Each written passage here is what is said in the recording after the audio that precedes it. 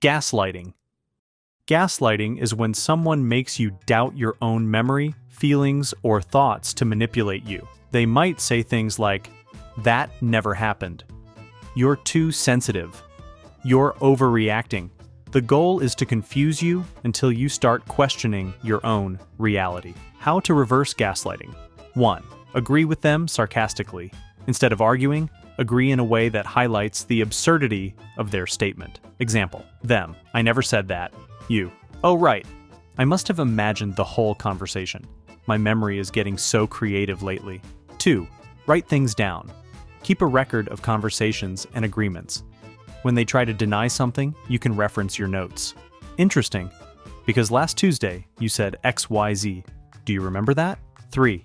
Stay calm and confident. They want you to react emotionally.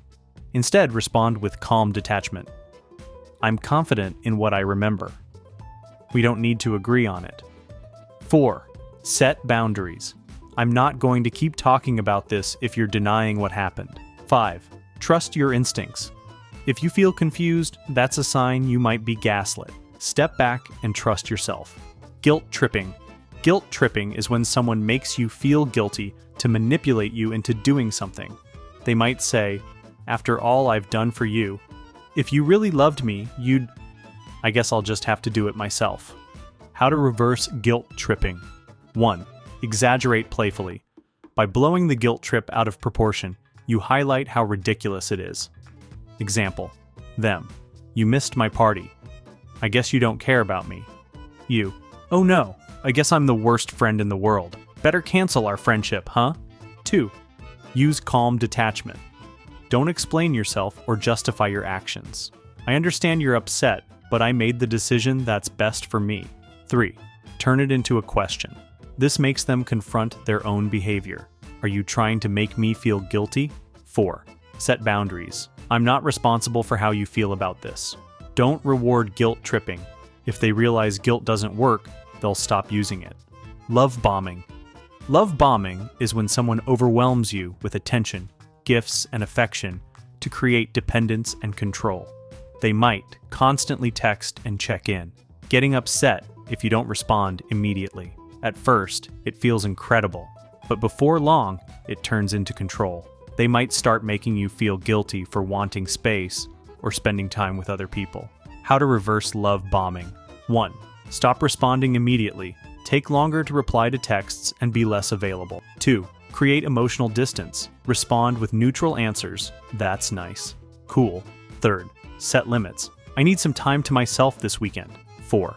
Notice patterns. If their affection fades when you stop reacting, that's a red flag. 5. Avoid explaining yourself. If they demand to know why you need space, simply say, "I just need some time to recharge." Silent treatment. Silent treatment is when someone ignores you to make you feel anxious and guilty. It's emotional withdrawal designed to punish you. They might stop answering calls and texts, act cold when you're around, deny that anything is wrong. How to reverse silent treatment. 1. Acknowledge it calmly. "I notice you've been quiet. I'm here when you're ready to talk." 2. Don't chase them. If you act desperate for their attention, they'll feel in control. 3. Set boundaries. "I'm not going to keep trying if you're not willing to communicate." Don't reward it. When they finally talk to you, don't act relieved. Keep your composure. Triangulation.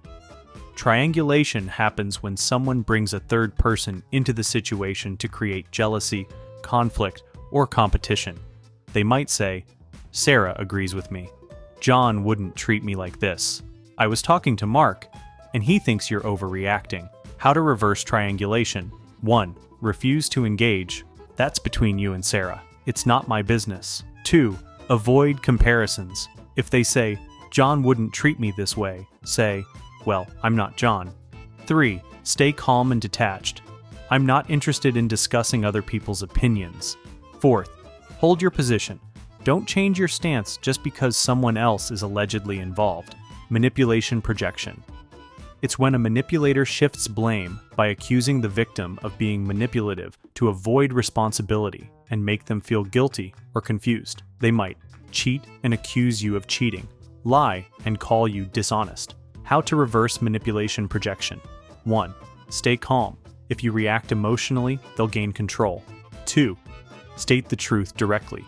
That's not true, and you know it. 3. Avoid defending yourself. I don't need to explain myself. 4. Set boundaries. I'm not going to accept false accusations. 5. Call it out calmly. It seems like you're projecting. Let's talk about the real issue. Blame shifting. Blame shifting happens when someone avoids responsibility by blaming you. They might say, "You made me do this." If you hadn't said that, I wouldn't have reacted that way. How to reverse blame shifting. 1. Refuse to engage. I'm not responsible for your choices. 2. Stay calm. I'd like to focus on finding a solution, not pointing fingers. 3. Hold them accountable. Your reaction is your responsibility, not mine. Point out the pattern. You always seem to blame me when something goes wrong. Playing the victim. Playing the victim is when someone makes themselves look helpless to avoid accountability for their wrongdoing. They might say, "I can't believe you treat me like this. You're being so unfair to me." How to reverse playing the victim. 1. Don't justify yourself. I'm sorry you feel that way, but this is my decision. 2. Stop engaging emotionally. Respond with neutral statements like, "I see," "Interesting." 3. Hold them accountable. I need you to take responsibility for your actions. Stonewalling. Intentionally ignoring someone during an argument or conversation is often a way to control the situation or avoid conflict. While some people use it to avoid arguments, narcissists may use it to manipulate and gain control. How to reverse stonewalling. 1. Call it out. It feels like you've shut down. Can we talk about this? 2. Give them space. Let me know when you're ready to talk. 3. Set communication boundaries. I need open communication in this relationship. Love withdrawal. Withholding love is a way people try to emotionally manipulate others by controlling affection and attention. It happens when someone intentionally stops showing love or care until the other person gives in to their demands or behaves the way they want. How to reverse love withdrawal. 1. Step back and stay calm. Don't chase them or beg for attention. That gives them more power. Take a deep breath and remind yourself that their silence is about them, not your worth. 2. Don't over-apologize or over-explain. If you didn't do anything wrong, don't apologize just to fix things. You're not responsible for their emotional regulation. They are. Protect your emotional boundaries. I'm not comfortable with being shut out like this. If they refuse to engage or keep withdrawing, that's a sign of emotional immaturity or manipulation. 5. Don't reward the behavior. If they break the silence without addressing the issue, avoid acting like nothing happened. Let them know that healthy communication is important to you